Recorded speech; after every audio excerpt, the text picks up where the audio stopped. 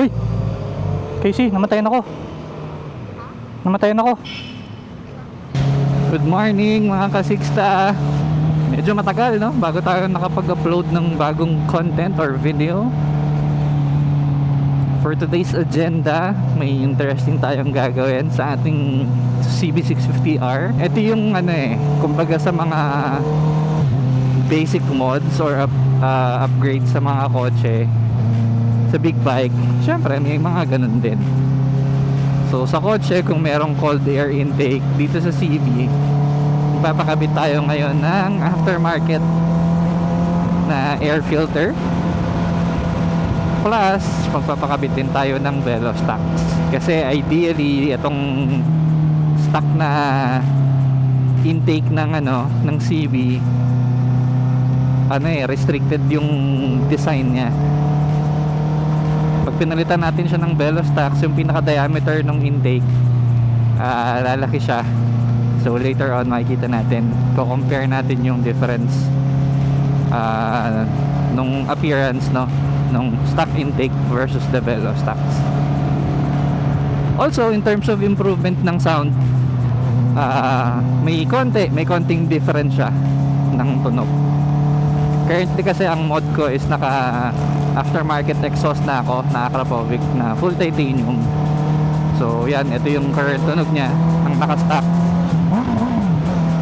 Yan. Later tingnan natin yung bigayan pag napalitan na.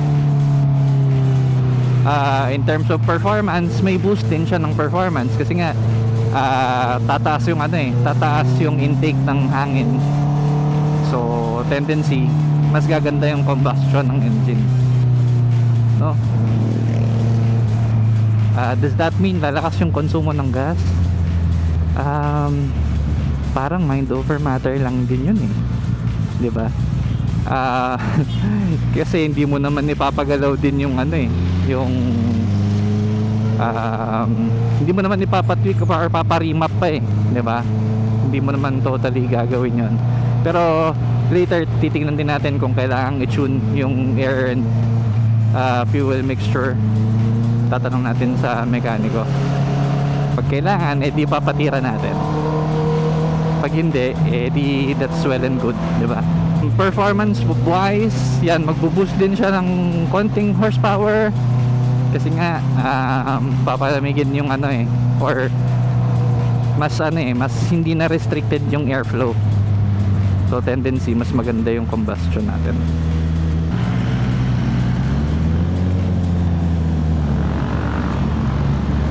Hey Cardo, answer. Hello? Dito na sa Madrigal. Honda.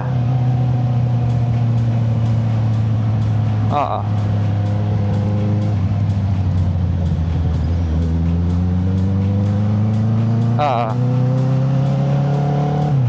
Bis ka na? Sige. Magkakape pa tayo, hindi na. 8 na yun, no? Paanong daan natin pala? Naka ako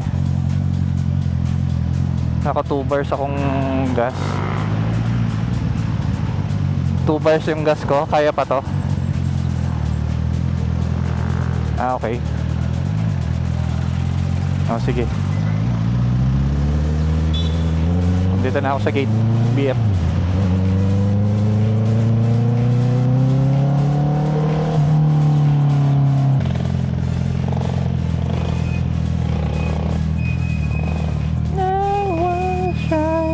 Basing.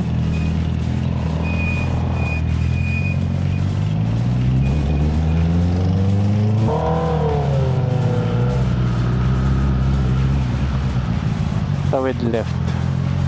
Tatawid pa tayo dyan, diretso.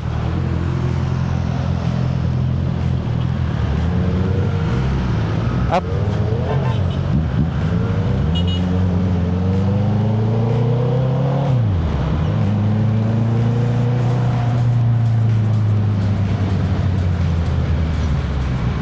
Okay.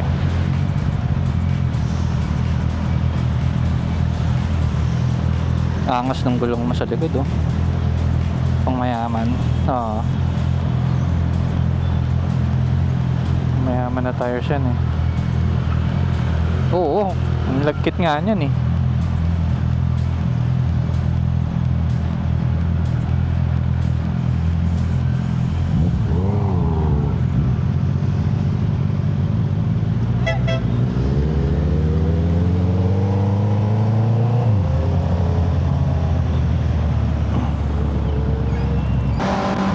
Anong magiging exit natin?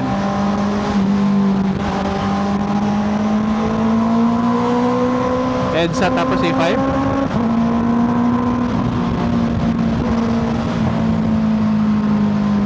Okay.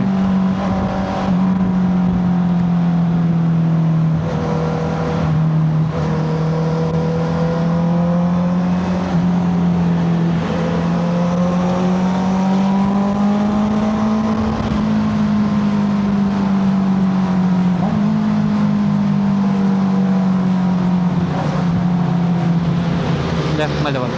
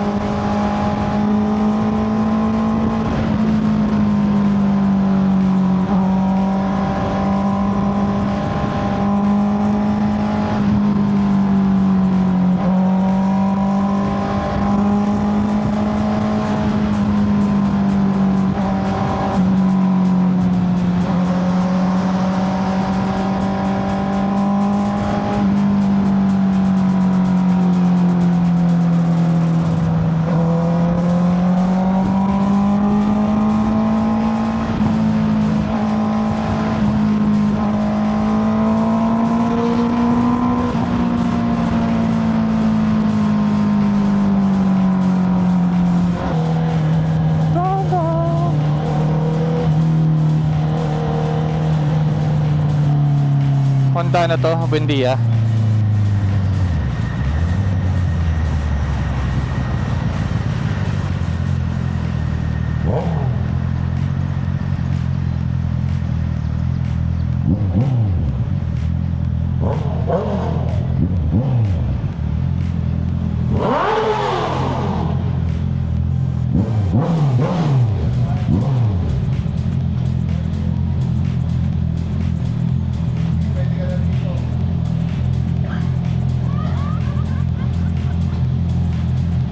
Saan daw ako magpa-park?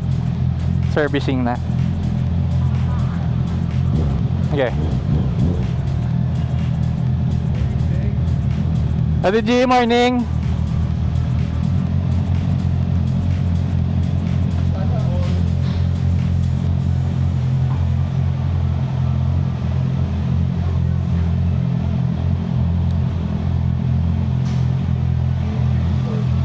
Paatras.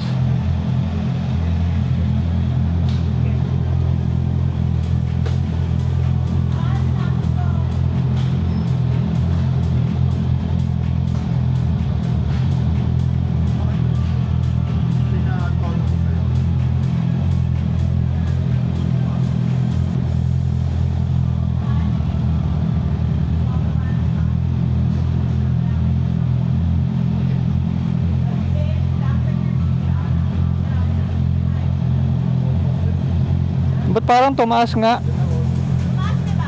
Oo.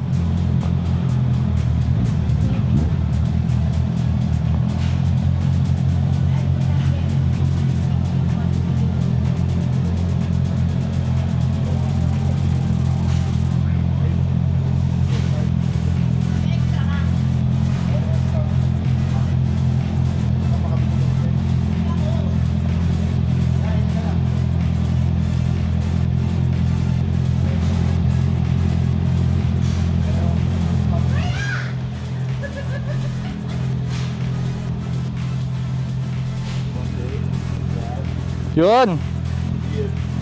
Yun. Salamat, Ninong. Salapak natin dito. Pero andyan naman sila Justin na. Ayan guys, ang kakabit natin Velostax and KSPP yung brand niya. So guys, nandito tayo kay Daddy G. Tanungin natin siya kung paano ba i-describe ang KSPP Velostax in layman's term, no? Ang KSPP is giving you a complete upgrade ng airflow. So, para makapagbigay siya ng increase ng response at saka yung power and torque sa mid and high. So, meaning, binibigay niya yung kailangan na air and improvement papasok sa makina. Especially pag naka-pipe na tayo kasi malakas na yung buga ng hangin sa exit di ba, sa pipe. So, kinakapos siya sa mid at saka sa entry point. So, si entry point, doon pumapasok si BMC air filter or any brand ng air filter kasi washable na rin siya. Hindi na siya kailangan palitan every once in a while. Lifetime use mo na siya. At the same time, malakas na yung pasok ng hangin doon kasi racing filter na siya. Tapos, si Velocity Stocks is more larger na butas kaysa dun sa stock. So, pinapalakas niya yung pasok sa loob. As you can see, naka-velocity siya. So, mas malakas yung hangin papasok. Yun. So, it gives you easy additional horsepower and quicker response sa CP natin or CPU. Yeah. Kumbaga Daddy G, sa stock kasi natin, ano siya no? Restricted pa yung Mabait pa eh. air, mabait pa. So, kumbaga parang di ba ganun yung tunog ng CB natin? Pero ito, pag kinabitan nyo na, medyo may enjoy mo na siya kasi medyo ganun na siya, parang 1,000cc na. Yeah. Yun. Daddy G, thank you so much for your explanation. So guys, yan, if interested kayo na mag-upgrade ng inyong CB, lagyan ng Velostax or filter, no? BMC na filter. This is the BMC air filter. Tapos ito siya. So medyo mas malakas na yung pasok ng hangin nito compared sa stock.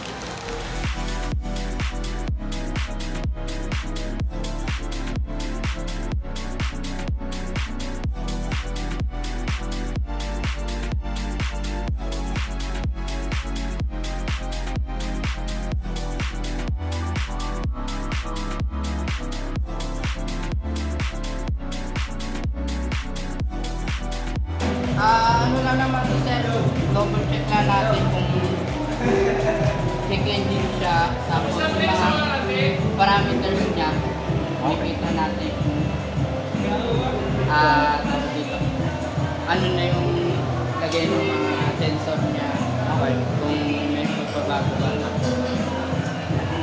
ECM reset. Okay. Then makikita ninyo yung mga, kung may babasahin dyan check engine, yung DTC. So pag yan lumabas ng ganyan, ibig sabihin wala naman problema. Okay. Gawa ng sira yung mga sensor ninyo. Diagnosis. Ito pala silbi niya, no? Yung kabitan. Yes sir. Pwedeng ikabit ka sa laptop, may mga aparato kasi na iba't iba sir.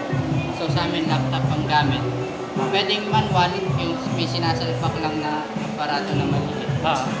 Kasi yung may mga code lang. May code. Babasahin na lang. Galing. Tara. Didi. Thank you.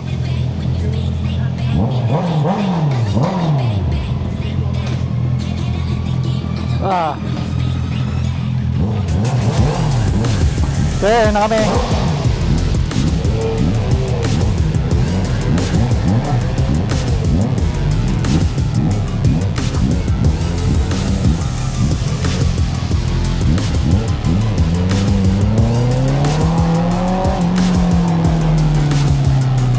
Dulo kanan.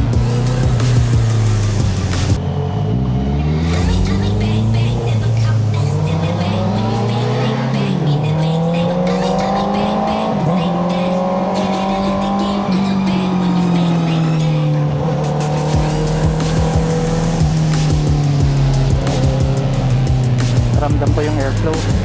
Maluwag na. Uy! Casey, namatayan ako. Namatayan ako.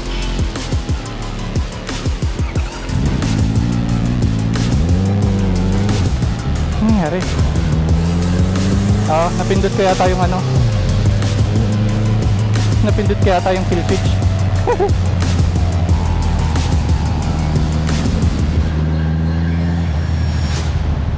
Okay na, dito na sa likod mo.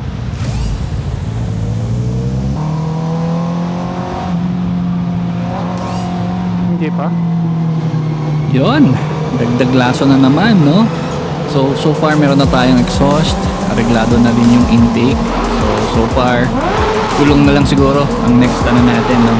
Next palit or laso na kailangan gawin. But anyways guys, thank you so much kung umabot ka sa part na to. Sobrang solid ka. Thank you so much. Don't forget to like and subscribe. Feel free to share this video also to your friends na naka CBR or CB650R. Once again, this is Jakes from Sixta Moto. Thank you so much guys for watching. See you in the next video. Peace and ride safe. See ya.